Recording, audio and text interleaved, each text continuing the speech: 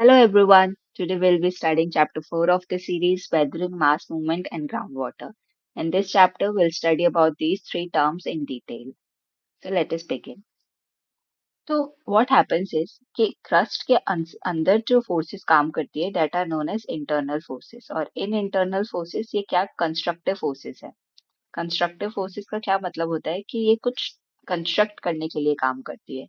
जैसे कि जो इंटरनल प्लेट्स यहाँ पे प्रेजेंट है वो आपस में भिड़ती है या दूर जाती है जिसकी वजह से कुछ क्रस्ट के ऊपर कुछ फीचर्स डेवलप होते हैं जैसे कि माउंटेन्स डेवलप हो गए या प्लेट्यूज डेवलप हो गए या वॉल्केनिक इरप्शंस डेवलप हो गई है ना.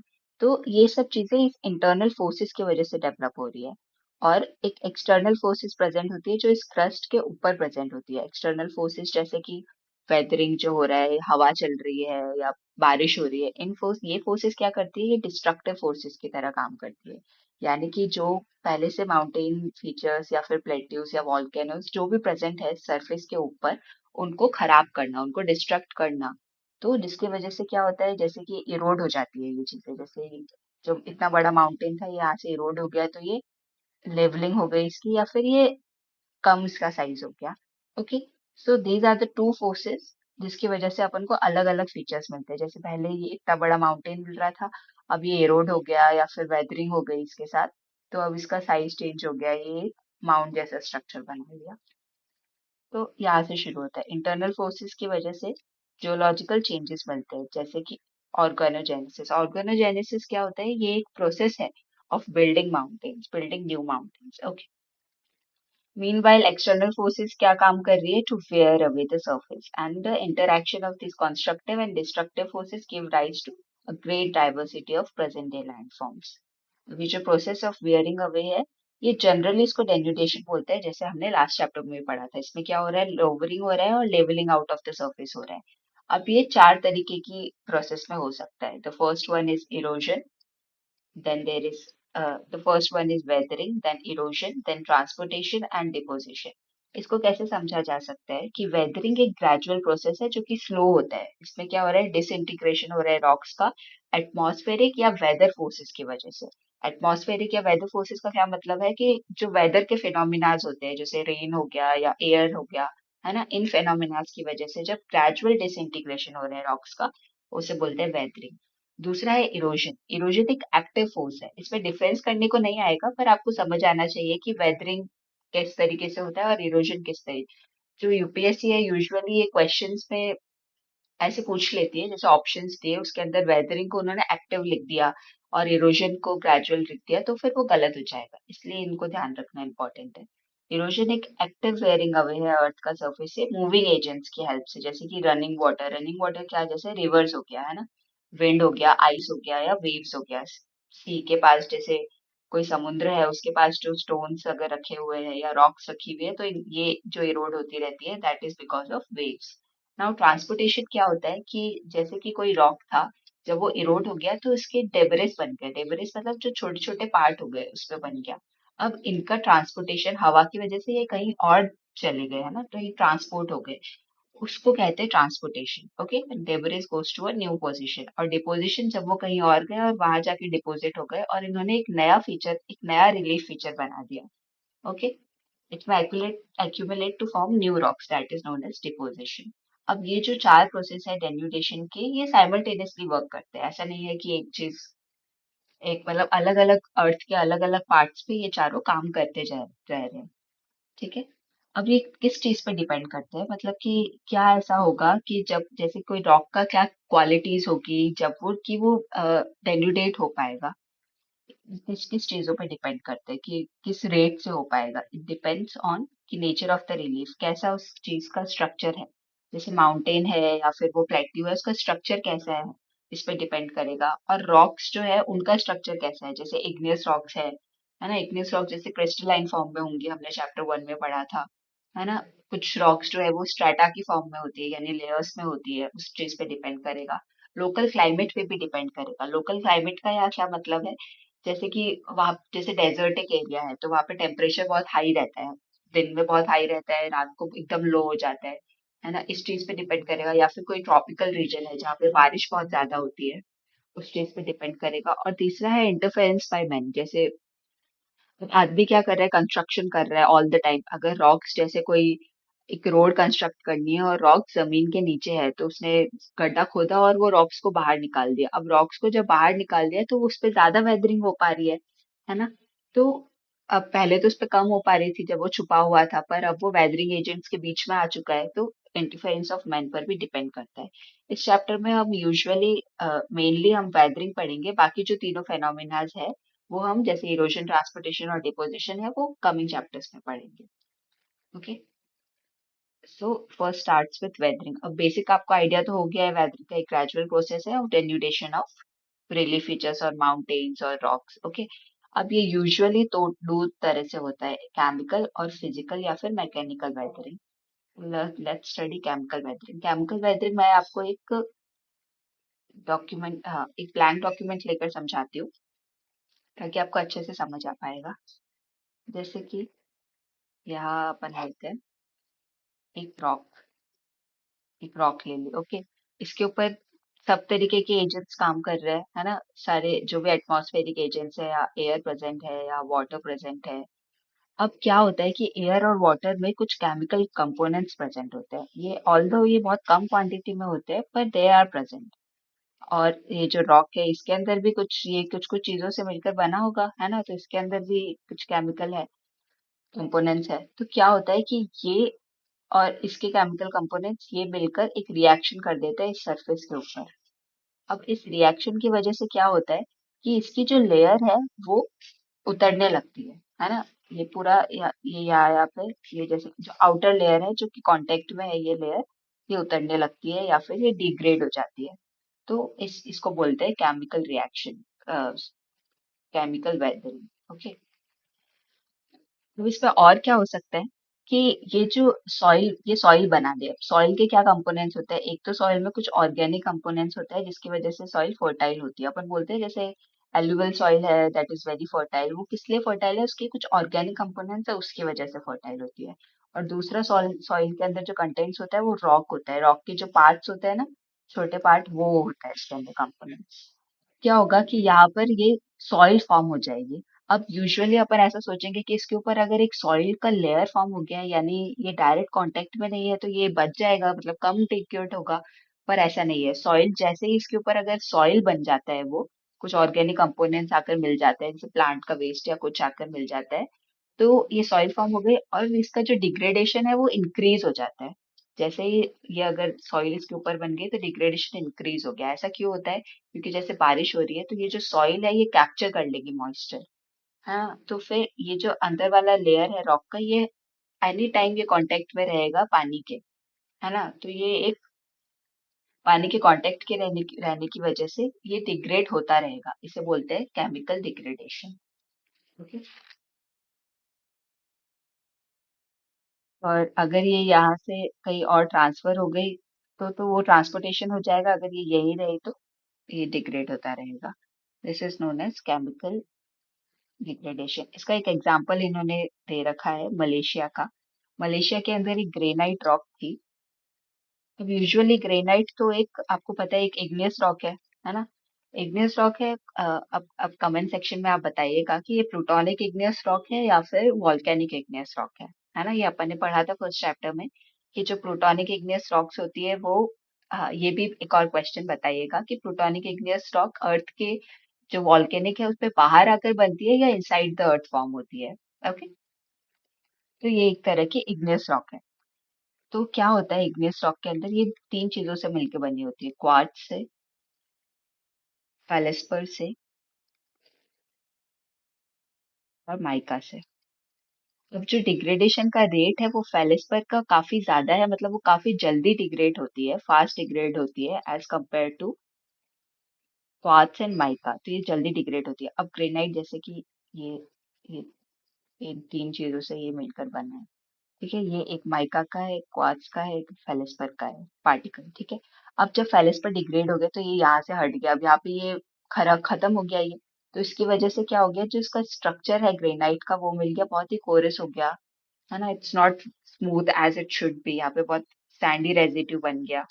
तो इस तरीके से इन्होंने एग्जांपल दिया है कि कैसे जो नेचुरल फोर्सेस है उनकी वजह से जो पत्थर है वो डिग्रेड होते जा रहे हैं। ओके। तो इन्होंने बताया है कि जो केमिकल डिग्रेडेशन है ये 3 तरीके से हो सकता है। Okay. Chemical degradation can happen in 3 ways. सबसे पहले उन्होंने बताया सॉल्यूशन। सॉल्यूशन में क्या होता है कि जैसे कि रेन वाटर है, रेन वाटर के अंदर कुछ मिनरल्स प्रेजेंट होते हैं जिसकी वजह से वो इतना उसके अंदर CO2 हो जाता है कि वो एक वीक एसिड की तरह काम करे। जो रेन वाटर है वो एक वीक एसिड की तरह काम कर जाता है, क्योंकि रेन वाटर प्लस जो अपना वो पत्थर है उसके ऊपर कुछ मिनरल्स है, तो वो एक इस तरीके के काम कर सकता है। तो इसको एक लाइमस्टोन के एग्जांपल से समझाया है। अब लाइमस्टोन का जो मेजर कंटेंट है, लाइमस्टोन में चीफली क्या होता है, कैल्शियम कार्बोनेट होता है। कैल्शियम कार्बोनेट है वो क्या करता है, वो जो रेन वाटर जब होती है उसके अंदर डिसॉल्व हो जाता है। Calcium carbonate it dissolves in rain water. अब लाइमस्टोन का जैसे कि ये कुछ स्ट्रक्चर था, इसके अंदर था कैल्शियम कार्बोनेट। अब जहां जहां बारिश गिरी तो ये जो पूरा है ये डिग्रेड हो गया। तो यहाँ पर ये जो इसके क्रैक्स वगैरह थे या फिर इसके अंदर जो अ, नालियां बनी हुई थी इसके अंदर, वो सारा डिग्रेड हो गया, तो इसका स्ट्रक्चर खोखला हो गया। ठीक है, पानी की वजह से, रेन वाटर की वजह से। पर जो लाइमस्टोन है वो बहुत ज्यादा सफर करता है। ऐसा नहीं है कि बाकी रॉक सफर नहीं करती है, पर लाइमस्टोन के अंदर ये ज्यादा देखा जा सकता है। जैसे कि सेडिमेंट्री रॉक्स का भी एग्जांपल ले सकते हैं इसमें। सेडिमेंट्री रॉक्स अपन ने क्या पढ़ा था, सेडिमेंट्री रॉक्स अपन ने पढ़ा था पोरस रॉक्स है ना, क्योंकि ये स्ट्रैटा से बनी है तो इसके बीच बीच में जगह है। तो क्या होता है, बारिश हुई तो ये पानी यहाँ जाके गिर गया। अब अगर पानी वहां पर है तो डिग्रेडेशन करेगा ही पानी, क्योंकि पानी के अंदर इनफ CO2 प्रेजेंट है केमिकल रिएक्शन करने के लिए। तो ये यहाँ से खोखली होती जा रही है धीरे धीरे धीरे धीरे, है ना। तो ये पूरा जो रॉक है वो खराब हो जाएगा। इस तरीके से काम करता है। वाटर जो है वो डिसॉल्व कर देता है जिसकी वजह से क्रैक्स और ये सब चीजें हो जाती है। अब ओके, नेक्स्ट। नेक्स्ट किस तरीके का था, इसमें भी एक एग्जांपल इन्होंने दिया था मलेशिया का ही। मलेशिया एक्चुअली बहुत ही ट्रॉपिकल कंट्री है जहाँ पे बहुत ज्यादा बारिश होती है, इसलिए ये लोग बार बार उस चीज का एग्जांपल दे रहे हैं। यहाँ बहुत ज्यादा हैवी रेनफॉल होता है और बहुत वार्म क्लाइमेट है, इसलिए ये लोग मलेशिया का एग्जांपल देते हैं। ये एग्जांपल इसने इन्होंने इसलिए दिया था, एक कोर स्टोन कॉन्सेप्ट होता है जो समझाने के लिए। अगर जैसे आपके एग्जाम में आ जाए कि कोर स्टोन किस चीज से रिलेटेड है तो आपको पता होना चाहिए। अब जैसे एक बहुत बड़ा सा स्टोन है ना, ये जो मैं सर्कल्स बना रही हूँ ये अलग अलग स्टोन के पार्टिकल्स है जो आसपास प्रेजेंट है ना। तो क्या होता है जब बहुत ज्यादा बारिश हो रही है या एक्सटर्नल डेन्यूटेशन हो रहा है जिसकी वजह से जो बाहर वाली जो लेयर्स है वो सारी डिग्रेड होती जा रही है, पर अंदर एक ऐसा स्टोन बच जाएगा जिसपे कोई फर्क नहीं पड़ा, जो कि डिग्रेड नहीं हुआ है। ऐसा क्यों हो सकता है कि या तो ये बहुत ही इंटरनली प्रेजेंट था, है ना, या तो इसके अंदर कोई क्रैक्स नहीं थे जिसकी वजह से जो आसपास के सॉलिड, जो आसपास के रॉक्स थे वो सब डिग्रेड होते गए, पर ये बच गए। इसमें ज्यादा रेजिस्टेंट थी, फीवर जॉइंट्स थे, क्रैक्स थे, जिसकी वजह से जो स्टोन बच जाता है डिग्रेड होने से एक बड़े स्टोन के अंदर जो प्रेजेंट होता है उसे बोलते हैं कोर स्टोन। ओके, इसका एक पिक्चर भी दे रखा होगा। ये हाँ, रेगोलिथ आपको पता है क्या है रेगोलिथ? अपन ने फर्स्ट चैप्टर में पढ़ा था कि रेगोलिथ जो, नहीं, सेकंड चैप्टर में पढ़ा था कि रेगोलिथ जो पार्ट है स्टोन का, है ना, जो टूट टूट कर बन गया है, that is regolith. Rocks easily weather हो रहे हैं जिनका जॉइंट्स वगैरह है। कैसे इजीली हो रहा है, क्योंकि यहाँ पे जॉइंट्स है तो यहाँ जाकर पानी रुक जा रहा है ना, यहाँ जाके पानी ठहर रहा है। इसलिए रॉक्स अनवेदर हो गया क्योंकि इसके जो जॉइंट्स है उसके अंदर कोई जॉइंट्स प्रेजेंट नहीं है, क्रैक्स नहीं है, इसलिए ये बच बच गया है। ओके।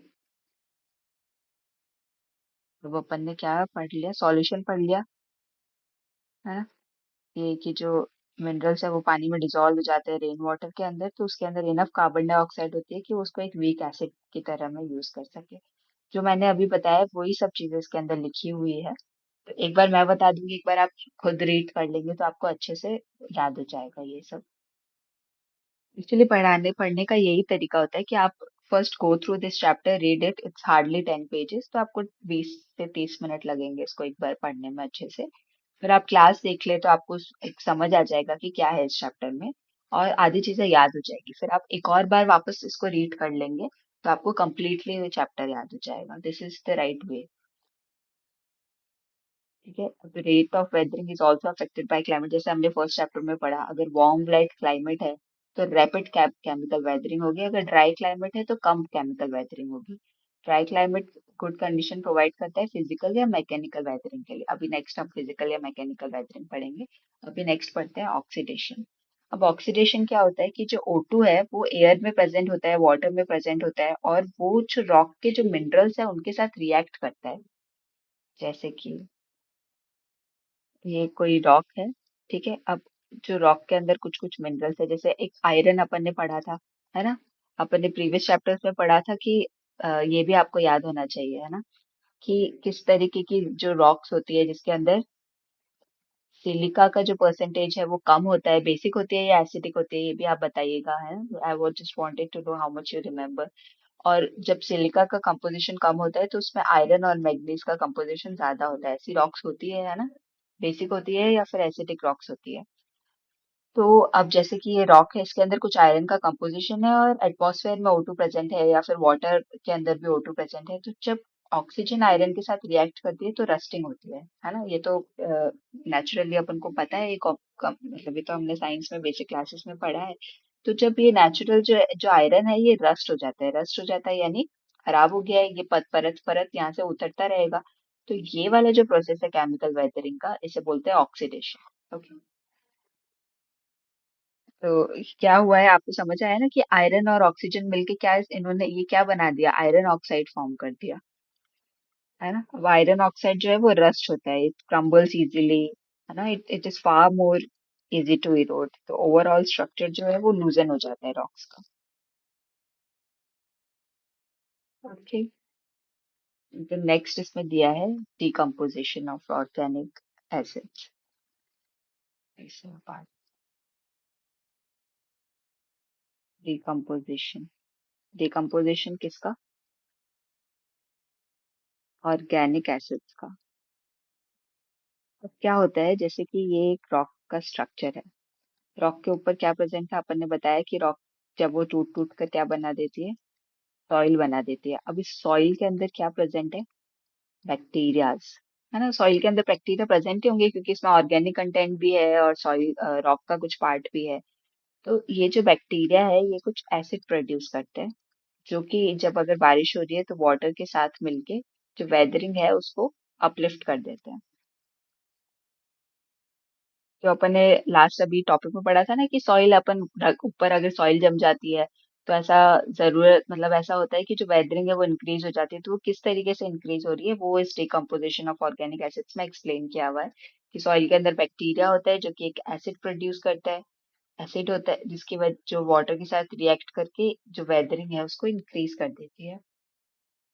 और यहाँ पर कुछ कुछ माइक्रो ऑर्गेनिज्म भी रहते हैं, मतलब ऐसा नहीं है कि क्योंकि सॉइल है, सॉइल फर्टाइल है, इसमें ऑर्गेनिक कंपाउंड्स है, तो कुछ माइक्रो ऑर्गेनिज्म भी रहते हैं जो कि जो सॉइल के मिनरल्स है इनके ऊपर खाना खाते हैं, मतलब वो खा खा कर ये मैके जो वेदरिंग है उसको इंक्रीज करते हैं। ओके। क्योंकि वो उन्होंने खाना खाया है जिस रॉक का ही खाते जा रहे हैं वो, जिसकी वजह से कुछ ऑर्गेनिक एसिड्स प्रोड्यूस कर रहे हैं। अब वो उन ऑर्गेनिक एसिड्स की वजह से वेदरिंग है जो इंक्रीज हो रही है। ये जो प्लांट्स या मोइसेस और लीचेंस जो है ये दोनों तरीके का काम कर रहे हैं, मतलब रॉक का मैकेनिकल वेदरिंग भी कर रहे हैं और केमिकल वेदरिंग भी कर रहे हैं।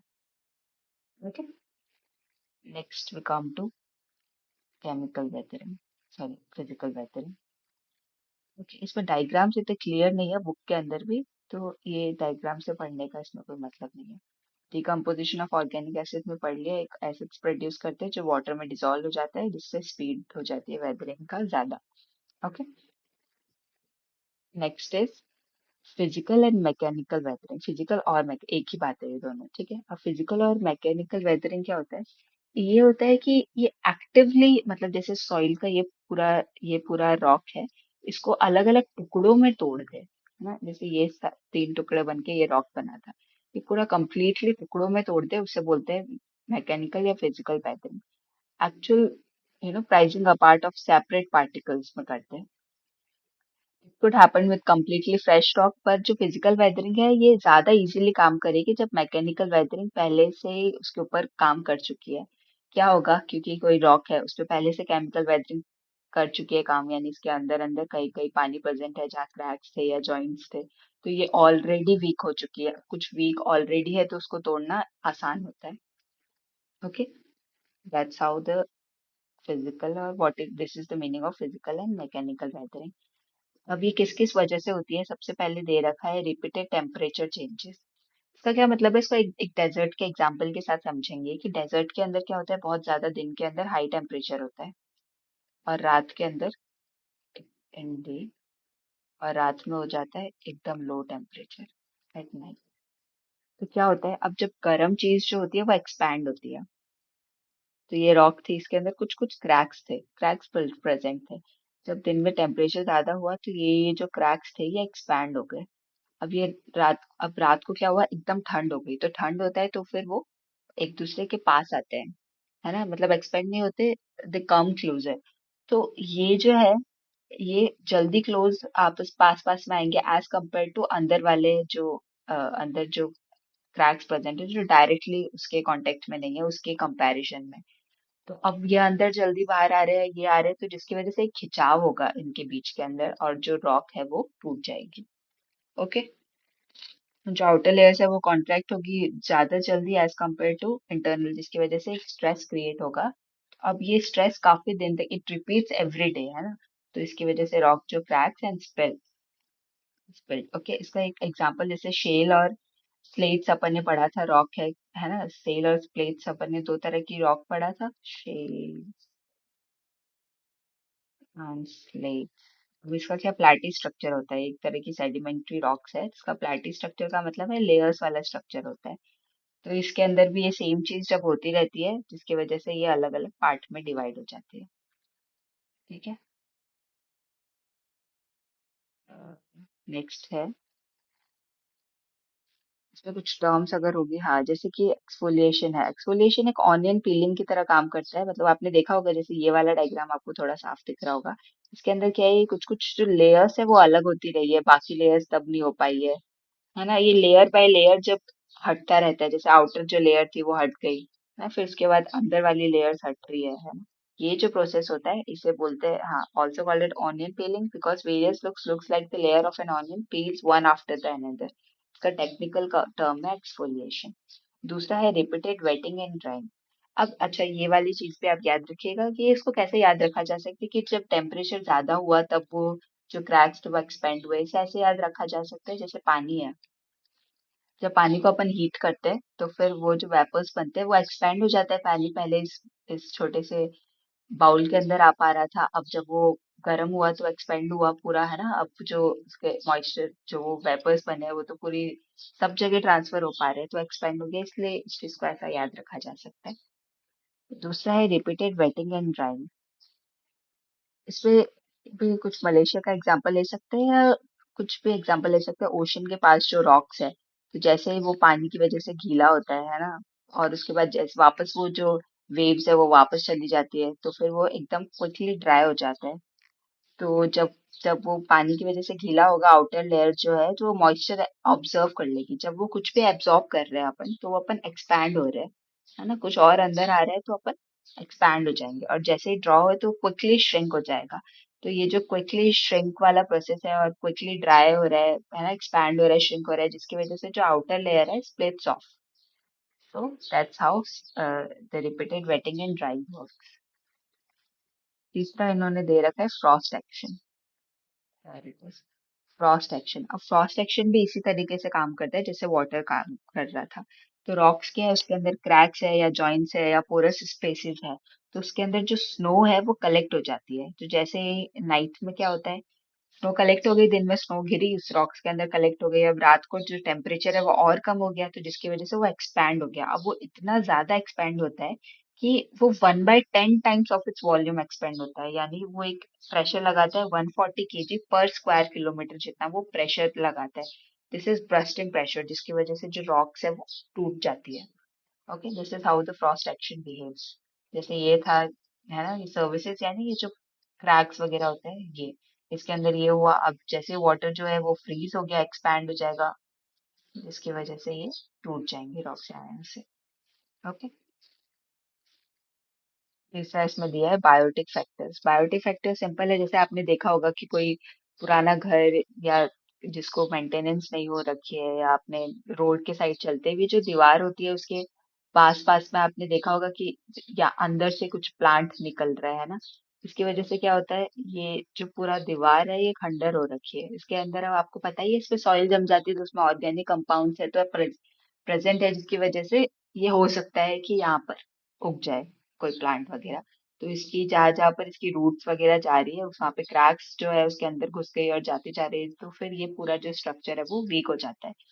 ये घर बनाते वक्त भी जैसे ध्यान रखते हैं कि कोई बहुत बड़ा अगर पेड़ हो तो उसका जो रूट्स है वो कहाँ तक आ पा रही है ये देखते हैं, ताकि जो घर का जो नींव है वो खराब ना हो। Okay, so this comes under the biotic factors. Now the next is mass movement. Mass movement अपन ने लास्ट चैप्टर में भी पढ़ा है, वो सेम ही बात बोल रहा है, इसके अंदर भी सेम ही चीज है। This same is mass movement. Mass movement, movement of weathered material down the slope due to gravitational force. ठीक है, समझ आया ग्रेविट। अब ये जैसे जो रॉक था, पहाड़ के ऊपर एक रॉक था, है ना, वो वेदर हो गया, मतलब वेदर्ड हो गया या इरोड हो गया, किसकी वजह से, जो नेचुरल फीचर जो हो रहा है एटमॉस्फेरिक के अंदर जो एलिमेंट्स है उनकी वजह से इरोड हो गया। इसके छोटे छोटे पार्ट हो गए, डेब्रिस जो बन गए। अब वो ग्रेविटेशन फोर्स की वजह से जब नीचे आ रहे हैं, पहाड़ के नीचे आ रहे हैं, that is known as mass movement. अभी किस तरीके से आ रहे हैं उस पे बहुत सारी चीजों पे डिपेंड करता है ये, कि किस तरीके का होगा, ग्रेजुअल होगा या सडन होगा, आराम से आएंगे, है ना। ये डिपेंड करता है कि ग्रेडियंट ऑफ द स्लोप कैसा है। पूरा ऐसा है तो ये एकदम यहाँ से नीचे आ पाएगा ना, अगर थोड़ा सा स्लोपी है तो वो आराम आराम से नीचे आ पाएगा। ग्रेडियंट ऑफ द स्लोप पे डिपेंड करता है, वेट पे डिपेंड करता है कि ये जो वेदरेज है ये कितना भारी है तो ये जल्दी आ पाएगा, अगर ये हल्का है तो ये धीरे आ पाएगा। ये जो कॉन्सेप्ट है ये आपने साइंस में पढ़ा होगा, पर ये इसकी ग्रेविटेशन जो है वो सबको अपने अपने एक ही उससे खींचती है। पर एक्चुअली वो क्या, वो वैक्यूम में किया जाता है ना। यहाँ पर तो बहुत सारे रेजिस्टेंस फोर्सेस प्रेजेंट है, इस वजह से जो भारी है वो जल्दी आ पा रहा है, जो हल्का है वो धीरे आ पा रहा है, क्योंकि जैसे एयर भी प्रेजेंट है ना, तो वो रोक लेती है। तो ये वो कॉन्सेप्ट है। तो वेदर देर इज कोई कोई लुब्रिकेंट प्रेजेंट है कि नहीं, अगर पानी है यहाँ पर तो वो फिसल जाएगा, है ना। अपन भी देखते थे सीढ़ियाँ है उस पे अगर पानी गिरा हुआ है तो जल्दी फटाफट नीचे गिरेंगे और अगर ड्राई है तो नहीं गिरेंगे, है ना। तो जैसे वही फिसलन वाला कॉन्सेप्ट है ये, है ना, जो कि रेन वाटर की वजह से होता है। इन सब चीजों पे मास मूवमेंट जो है वो डिपेंड करता है। जैसे पहला इन लोगों ने देखा है सॉइल क्रीप। सॉइल क्रीप अपन ने लास्ट में भी पढ़ा था कि जो स्लो और ग्रेजुअल है ना, पर मोर और लेस कंटिन्यूअस मूवमेंट है down the slide down the hill tops. ठीक है, मोस्ट कॉमन होता है डैम स्ट्रक्चर में। जैसे इन्होंने ये बता रखा है कि ये पेरेंट रॉक है, इसके ऊपर ये फेंसेस है। अब ये सब नीचे की तरफ ये सॉइल जो है वो मूव करती रह रही है कंटिन्यूअसली और वेरी स्लोली। इसकी वजह से ये फेंसेस भी टेढ़ी हो गए हैं, पोस्ट, है ना, ये टिल्ट हो गया है। ये जो सॉइल एक्यूमुलेट्स और जो वॉल, जो यहाँ पर वॉल इन्होंने कुछ बना रखी थी वो धीरे धीरे ब्रेक हो रही है, क्योंकि ये सारे मटेरियल नीचे की तरफ जा रहे हैं। That is known as soil creep. Water जो है वो acts as an individual soil as a lubricant so that जो individual soil particles it move over each other and under the underlying rocks. ये where continuous trampling by animals, है ना, उनकी वजह से भी हो जाता है। जैसे जहाँ पर एनिमल जो चढ़ते रहते हैं, है ना, तो जिसकी वजह से वो घास खा लेते हैं, तो कुछ पकड़ने के लिए नहीं हो पा रहा है सॉइल को। जैसे इंसान भी क्या कर रहा है, पेड़ काट रहे हैं अपन, है ना, पेड़ अपन काटते रह रहे हैं, उसकी जो जड़ थी पहले वो सॉइल को पकड़ के रख रही थी, सॉइल को होल्ड कर रही थी पेड़ को, और पेड़ सॉइल को होल्ड कर रहा था। अब ये काट दिया तो अब ये जो पूरा सॉइल है, जैसे ही बारिश होगी या फिर, है ना, कोई इसको ऐसा नेचर मिलेगा कि ये नीचे जा सकती है टूट कर, तो वो दौड़ेगी नीचे। तो ये जो लैंडस्लाइड्स वगैरह हो रही है ये भी काफी इसी वजह से हो रही है। Okay, soil is seem to accumulate at the foot पे एक्यूमुलेट हो रही है बिहाइंड ऑब्स्टिकल जैसे वॉल है, और इवेंचुअली वो उसको तोड़ देंगी क्योंकि वेट ऑफ द सॉइल की वजह से। दूसरा है सॉइल फ्लो या सॉइल फ्रिक्शन। ये जो है इसको ऐसे याद रख सकते हैं कि ये मड फ्लो है। मड फ्लो मतलब जो कीचड़ है वो जैसे बहता है, that is how the soil flows. Okay, it's it acts as a liquid and जो सॉइल फ्लो है ये मड फ्लो की तरह काम करता है। ठीक है, in arid regions a mantle of weather debris में बिकम, ये सैचुरेटेड हो सकता है, मतलब पानी की वजह से सैचुरेट हो जाएगा, रेन वाटर की वजह से या कोई स्टॉर्म आए जिसकी वजह से, और डाउन स्लो फ्लो करेगा एक सेमी लिक्विड मास की तरह। Okay, the mud is a semi liquid mass. Temperate और टुंड्रा रीजन में सॉइल फ्लो करता है soil layers of frozen ground spring के अंदर सॉइल और डेब्रिस होती है। ओके, अब इसको कुछ अलग अलग नाम से जानते हैं, जैसे आयरलैंड में जो ये फ्लो होता है उनको बॉग ब्रश बोलता है, या ये पूछ सकता है, कुछ भी पूछ सकता है यूपीएससी, तो उसमें ये दे सकता है कि बॉग ब्रश क्या टर्म है, तो ये पूछ लिया तो आपको पता होना चाहिए। ओके, उसके बाद है लैंड स्लाइड जो सडन जो हो जाता है ना, जैसे कि जो सॉइल क्रीप था वो अपन ने देखा था कि बहुत स्लो है, उसके बाद मड फ्लो है उससे फास्ट, और लैंडस्लाइड जो सबसे फास्ट स्लाइडिंग हो जाता है, एक लेयर के ऊपर एक लेयर, जैसे कि दो लेयर्स ऐसे इस तरीके से सॉइल प्रेजेंट है, लेयर्स में प्रेजेंट होगा सॉइल। अब इसकी जो पानी की वजह से ये लुब्रिकेंसी आ गई, तो ये जो पूरा लेयर है ये यहाँ से बह के निकल गया, इसको बोलते हैं लैंडस्लाइड्स। यूजुअली स्टीप स्लोप्स में होती है, जैसे कि माउंटेनियस एरियाज में या क्लिफ्स में, जहाँ पे मैन ने आर्टिफिशियली स्टिपन कर दिया है ना, रोल या रेड बना दिया है, तो क्या होता है, जैसे कि ये एक माउंटेन है, अब अपन ने ये जो नीचे वाला पार्ट है इसी को काट दिया, इसको काट के यहाँ पे रेलवे लाइन बिछा दी माउंटेन के अंदर से। अब क्या होगा, अब इसका कोई सपोर्ट ही नहीं है, इसके पास ग्रेविटेशनल फोर्स की वजह से जो भी यहाँ पे मटेरियल है वो तो नीचे ही आएगा, और थोड़ा सा बारिश क्या हो जाए, यहाँ पूरा लुब्रिकेंसी और मिल जाएगी, तो ये बहता हुआ नीचे आएगा पूरा की पूरा लेयर, इसे बोलते हैं लैंडस्लाइड्स, है ना। ये जो नीचे से काट दिया इसको अंडरकट बोलते हैं। It may be cause because of steep slopes is undercut by a river से या सी से या मैन मेड से, है ना, आदमी ने भी बना दिया इसकी वजह से होता है, या फिर अर्थक्वेक या वॉल्केनिक डिस्टरबेंस की वजह से भी जो रॉक्स है वो लूजन हो जाती है, जिसकी वजह से भी लैंडस्लाइड हो सकता है। अब लुब्रिकेंट एक्शन और हो जाए वाटर के साथ तो फिर क्या ही बात है। तो स्लम्पिंग है, इट इज पर्टिकुलरली कॉमन जहाँ पे परमिएबल डेब्रिस और rock layers overlie impermeable strata such as clay. अब ये क्या बोल रहा है, अब ये टर्म्स पता होने चाहिए कि परमिएबल क्या होता है और इम्पर्मिएबल स्ट्रेटा क्या होता है। इम्पर्मिएबल स्ट्रेटा क्ले के जैसे, परमिएबल स्ट्रेटा क्या होता है, वो परमिएबल डेब्रिस का मतलब होता है कि जिसके अंदर से रॉक के अंदर से जो पानी है वो पास हो सके, परमिएबल मेम्ब्रेन जैसे साइंस में पढ़ा था ना, दैट सेम परमिएबल, कि जिसके अंदर से पास किया जा सके कुछ मटेरियल, जैसे पानी ऊपर से घेर रहा है तो वो यहाँ से इस रॉक से यहाँ तक पास हो जाएगा, और इम्पर्मिएबल मतलब होता है जहाँ से पास नहीं किया जा सके, ये इम्पर्मिएबल रॉक है। जैसे क्ले आपने देखा इम्पर्मिएबल होता है, उसके अंदर से थोड़ी पास किया जा सकता है, ऑल दो क्ले इज पोरस, क्ले के अंदर जगह होती है पर उसके अंदर वाटर ठहर सकता है पर उसके पास नहीं कर सकता, उसके पोरस और परमिएबल तो अलग अलग चीजें हैं जो आपको याद रखनी है। यहाँ पर देख, एक होता है परमिएबल और एक होता है पोरोसिटी। पोरोसिटी उसकी होल्डिंग कैपेसिटी है, कि उसके अंदर कितनी जगह है कि वो उसको होल्ड कर सके, और परमिएबिलिटी है कि उसमें से पास कितना चीजें हो सकती है, that is permeability and that is porosity. Okay, ये क्या बोल रहा है कि स्लम्पिंग पर्टिकुलरली कॉमन है जहाँ पे जो परमिएबल डेब्रिस या रॉक लेयर है ये ऊपर है। अब इसको जैसे समझा जा सकता है कि ऊपर वाली लेयर और नीचे वाली परमेबल है, अब ये यहाँ पर ही पानी बच जाएगा इन दोनों लेयर्स के बीच में, क्योंकि यहाँ से तो ये पास नहीं करने दे रहा, यहाँ से पास होकर आ गया, तो इनके बीच में बन गया, तो ये इसके ऊपर स्लाइड कर जाएगी, तो वहां पे वो ज्यादा कॉमन हो जाएगा, क्योंकि जो अपर लेयर है वो इजीली स्लाइड कर जाएगी। बेस है जो रेगोलिथ का बेस है वहां पे कर जाएगा।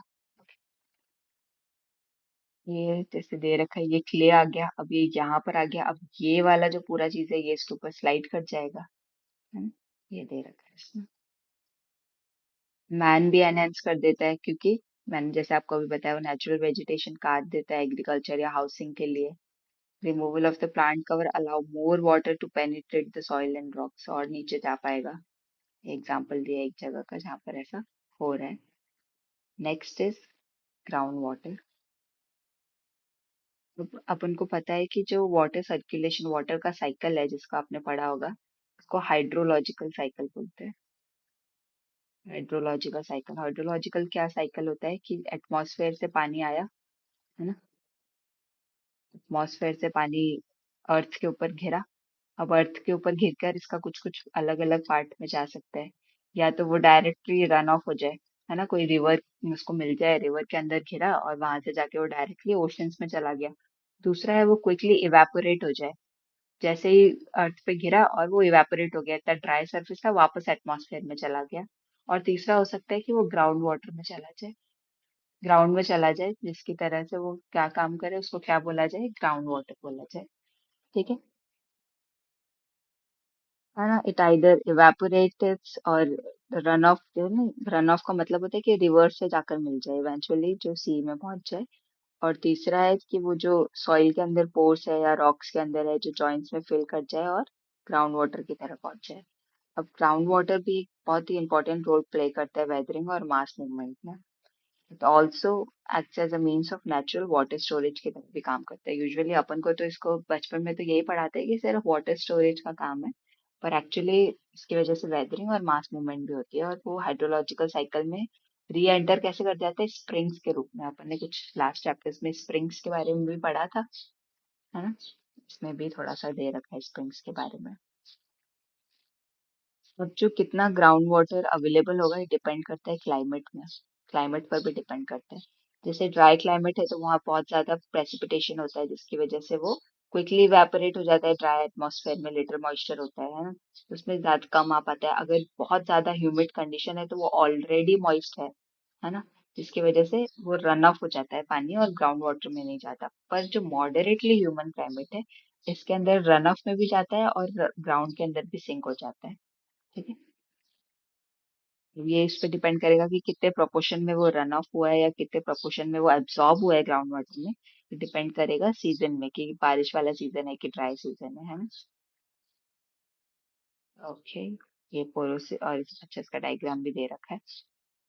पोरस रॉक्स क्या है, जिनके बीच बीच में जगह होती है जहाँ जहाँ पर वाटर और वो स्टोरेज हो जाता है। परमिएबल को एक और नाम है परवियस रॉक्स भी बोलते हैं, जिसके अंदर से यहाँ से ये और यहाँ पास हो पा रहा है, यहाँ से पास हो गया, यहाँ से ये पास हो गया, तो बोलते हैं परमिएबिलिटी, परमिएबल या फिर परवियस रॉक्स। ओके, ये आपको पता होना चाहिए। पोरस रॉक्स जो होती है, जैसे सैंडस्टोन है जिसमें बहुत सारे पोर स्पेसेस है ग्रेन्स के बीच में, है ना, वाटर इजीली एब्सॉर्ब हो जाता है इस रॉक के अंदर और स्टोर हो जाता है। परमिएबल और pervious rocks are those rocks which allow water to pass through them easily. ये इतने बार इसलिए बताया जा रहा है क्योंकि एग्जाम में पूछते हैं। इम्पर्मिएबल रॉक का एग्जाम्पल है क्ले, जो कि पोरस तो होती है पर इम्पर्मिएबल होती है ना। पोरस रॉक्स परमिएबल भी हो सकती है और इम्पर्मिएबल भी हो सकती है, दोनों चीजें प्रेजेंट है। On the other hand granite, जो कि क्रिस्टलाइन रॉक है, नॉन पोरस है पर परवियस है। परवियस अपन ने पढ़ा परमिएबल है, पोरस नहीं है वो, उसके बीच में जगह नहीं है क्योंकि वो क्रिस्टलाइन रॉक है। कौन सी, ग्रेनाइट के बारे में बात कर रहे हैं। ठीक है। इंडिविजुअल जो पार्टिकल है वो एब्जॉर्ब कर पा, जो है वो नहीं कर पाते हैं लिटिल, या फिर कोई पानी के एब्जॉर्ब नहीं कर पाते हैं वो। न्यूक्लियस जॉइंट्स और क्रैक्स पास करता है। Granites are however far more pervious. Okay, permeable है। ओके। अब वाटर टेबल, वाटर टेबल दे रखा है। वाटर टेबल क्या होता है, वाटर टेबल सिंपल शब्दों में ये होता है कि पानी गिरा अर्थ के अंदर, ग्राउंड वाटर के ग्राउंड में चला गया। अब वो कितना हाइट तक वो प्रेजेंट है, कितना डिग करने पर, कितना डीप जाने पर पानी मिल रहा है। अगर थोड़ा सा ही डीप जाने पर पानी मिल रहा है तो वाटर टेबल उसका हाई है, अगर नीचे और नीचे जाने पर मिल रहा है तो वाटर टेबल उस जगह का लो है। इसमें एक और चीज आपको बता रखी है कि जो माउंटेन है यहाँ से जो वाटर टेबल है वो बहुत दूर है, जैसे ये ग्राउंड है, ये माउंटेन है, यहाँ है वाटर टेबल। यहाँ से ये जो डिस्टेंस है ये बहुत ज्यादा है एज कम्पेयर टू ग्राउंड से, मतलब ये तो ऑब्वियस सी बात है क्योंकि ग्राउंड वाटर ग्राउंड के अंदर जाकर आ रहा है, वो ग्राउंड के क्लोज होगा एज कम्पेयर टू माउंटेन से, ये भी बोल रखा है। अब जो परमिएबल रॉक्स है in which water is stored is known as aquifer, यानी परमिएबल रॉक्स जो कि पोरस भी है, दोनों होना चाहिए। एक्विफायर होने के लिए आपको परमिएबल भी होना चाहिए और पोरस भी होना चाहिए। Permeable rocks in which water is stored, water store कैसे होगा, जब वो पोरस होगी। ठीक है। एक्विफायर बनने के लिए आपको दोनों चीजें होनी चाहिए। The surface of saturated area जो होगा उसको वाटर टेबल कहेंगे। जो डेप्थ है ये डिपेंड बहुत सारी चीजों पे करता है, रिलीफ के करता है, टाइप ऑफ रॉक कैसी है ना। फार below is far below the surface of hilltops but close to the surface in valleys और low lying areas में। ठीक। अब ये जैसे कि ये वाला डायग्राम देखो, ये परवियस रॉक्स है यानी परमिएबल रॉक्स है, इसके अंदर से पानी निकल जाएगा। ये इम्पर्वियस रॉक्स है यहाँ नहीं, अब ये यहाँ पानी यहीं रह जाएगा, तो यहाँ से स्प्रिंग निकल जाएगा। अपन ने अभी पढ़ा ना ऊपर कि जो ग्राउंड वाटर है वो वापस कैसे एटमॉस्फेयर में चला जाता है, स्प्रिंग की वजह से जाता है। तो ये यहाँ से स्प्रिंग बन के निकल गया। ठीक है, ये जैसे ये फिर परवियस रॉक्स है या इम्पर्वियस रॉक्स है, ये यहाँ पर पानी रह गया तो ये यहाँ पर फिर स्प्रिंग करके निकल गया। कंट्री रॉक्स मतलब जो पहले से जो रॉक्स प्रेजेंट होती है उन्हें बोलते हैं कंट्री रॉक्स। ये ग्राउंड वाटर का समझा रखा है इन्होंने कि ये जो हिल टॉप है वहां से ग्राउंड वाटर जो है वो काफी दूर है, अगर ये रिवर है इसके जस्ट पास में ही है, क्योंकि ग्राउंड के तो पास में ही होगा। ये इम्पर्मिएबल स्ट्रेटा यानी इससे नीचे नहीं जा सकता है, तो ग्राउंड वाटर यहीं पे रह जाएगा, तो ये वाटर टेबल। ओके, ये चार तरह के इन्होंने बता रखे हैं कि कैसे स्प्रिंग निकल रहा है। डाइक अपन ने पढ़ा था, क्या था डाइक? कि जो इग्नियस रॉक है उसका जो ये जो वर्टिकली ऐसा बन रहा है, वर्टिकल जो फॉर्म के अंदर वो जम जाता है उसे बोलते हैं डाइक। लाइक स्प्रिंग यहाँ से निकल पा रहा है, वाटर टेबल यहाँ। तो जहाँ पे भी इम्पर्मेबल स्ट्रेटा होगा और ऊपर परमेबल होगा, वाटर वहां आकर रुक जाएगा, तो वो वहां से बाहर स्प्रिंग की तरफ से निकल जाएगा। ओके, स्प्रिंग आपको समझ आ गया, अभी इतनी बार देख लिया कैसे जैसे टिल्टेड स्ट्रेटा है। डायग्राम ए के अंदर देखते हैं, एक डायग्राम देख लेते हैं। ए कहाँ है? बी, ई, बी, सी, ये है ए, यही वाला डायग्राम है ए। स्प्रिंग जो है वो सीप हो रही है as of the pervious rocks, जो कि इंक्लाइंड इम्पर्वियस रॉक के ऊपर प्रेजेंट है। तो ये क्या बोल रहे हैं, टिल्टेड स्ट्रेटा है। स्ट्रेटा आपको पता चल गया लेयर्स पर टिल्टेड है यानी टिल्ट हुआ हुआ है। जहाँ पे permeable rock impermeable rock alternate layers में, तो वाटर इमर्ज हो रहा है base of the permeable layer पे। आप कुछ वॉल वेल जॉइंटेड रॉक्स है तो वाटर प्रीलोकेट हो जाएगा downward until it reaches the joint, जहाँ पे वो इमर्ज हो सके सरफेस पर। ठीक है, अगर वेल जॉइंटेड रॉक्स है तो फिर कैसा होगा, तो water may come to the surface through the joint. अब जैसे ये बी के अंदर दे रखा है, अब ये सारी वेल जॉइंटेड रॉक्स है तो यहाँ पे इनको कहीं नहीं मिल रहा है। पर क्या हो रहा है कि वाटर टेबल यहाँ थी, वो यहाँ पे वाटर टेबल थी, तो कैसे भी वो सरफेस पर आ पाए, यहाँ से उसको लगा कि कोई क्रैक है यहाँ पे, वो सरफेस पे आ पाएगा, तो वो यहाँ से बाहर आ गई। ठीक है, पानी अपना रास्ता बाहर की तरफ देख रहा है ताकि वो वापस एटमॉस्फेयर में चला जाए। ये डाइक या सेल हो या impermeable रॉक का हो तो it will intrude through the permeable rock. It causes water table to reach the surface, जहाँ पे water as a spring बाहर आ सके। Limestone या ये जो chalk escarpments हो, वहाँ पे क्या होता है, जो permeable rock it lies between impermeable strata to water issues at the foot of the scrap as a scrap foot spring or near the foot of the dip slope as a dip slope spring, illustrated in 4.8 का D। ये जैसे dip slope है, ये यहाँ पे जो dip slope है उसको ये वाला चीज बोल रही है। लाइमस्टोन स्कार्बोमेंट है, इम्पर्मिएबल रॉक है वो। तो ये यहाँ तो पानी जा नहीं सकता, अब पानी को जहाँ बाहर मिल रहा है यहाँ आने को मिल रहा है। ये वाला जो साइड है ये स्क्रैप फुड है, यहाँ से भी बाहर आ पा रहा है वो। ओके, इसको स्क्रैप फुड स्प्रिंग बोल रहा है क्योंकि वो स्क्रैप फुड साइड से बाहर आ पा रहा है। उसको डिप फ्लो स्प्रिंग बोल रहा है, यहाँ पे ये ज्यादा डिप, यहाँ पे ये एकदम स्ट्रेट है, यहाँ पे ये थोड़ा आराम से होकर आ पा रहे हैं। इसका क्या दिया रखा होगा। तीसरा है कास्ट रीजन में। कास्ट रीजन आपको पता है कौन सा वाला होता है, लाइमस्टोन वाला जो होता है, जहाँ पे river often disappears under the ground. They then flow through the passages worn in the rock by solution and may re-emerge when limestone gives place to some impermeable rocks. This kind of spring is sometimes called volcanism भी बोलते हैं या फिर इसको resurgence भी बोलते हैं। Better है ना, बेटर टर्म इज resurgence। ये ई के अंदर है, वल्केनिज्म स्प्रिंग। इम्पर्मेबल स्ट्रेटा आ गया, अब यहाँ पर पानी जमा हो जाएगा तो यहाँ से बाहर आ जाएगा। ठीक है, कास्ट रीजन है यानी ये कास्ट के अंदर क्या होता है, जगह होती है परमिएबल होती है, तो पानी आया से यहाँ से आता गया, यहाँ आके जम गया, उसने सरफेस ढूंढा और सरफेस से बाहर आ गया। Okay, well water available during wet season. Wet season के अंदर जल्दी मिल गया, यहाँ पे यहाँ से खोदा और यहीं पर मिल गया। ये ड्राई होला यहाँ पे नहीं मिल पाया, ये परमिएबल। अब ये क्या है, ये आपको समझना पड़ेगा। सैचुरेटेड रॉक्स यहाँ तो जा ही नहीं सकता, water well available all the time. ये यहाँ पर यहाँ है वाटर टेबल, यहाँ से शुरू हो रहा है वाटर। अब ये सब जगह सेम हाइट का होना जरूरत नहीं होती है वाटर टेबल की। वो जहाँ पे रॉक्स जैसी होगी उस पर डिपेंड करेगा, रॉक्स ज्यादा है, रॉक्स के बीच में यहाँ पे ज्यादा जगह है, या ज्यादा ये पानी को होल्ड करा जा सकता है, तो इस तरफ ऊपर हो गया, यहाँ पे रॉक अलग तरह की है, नीचे जाके हो पाते हैं, तो वहां हो गया ड्राई होल है यहाँ पर। कई रॉक नहीं होल्ड कर पाया पानी और नीचे नीचे चला गया, यहाँ तक आके पहुंच गया। ठीक है। ये परमानेंट वाटर टेबल है, यहाँ पे हमेशा पानी रहता है, और फिर ये टेम्पररी वैसी वेट सीजन वाली है क्योंकि बारिश हुई तो यहाँ जाकर होल्ड हो पाया। ओके।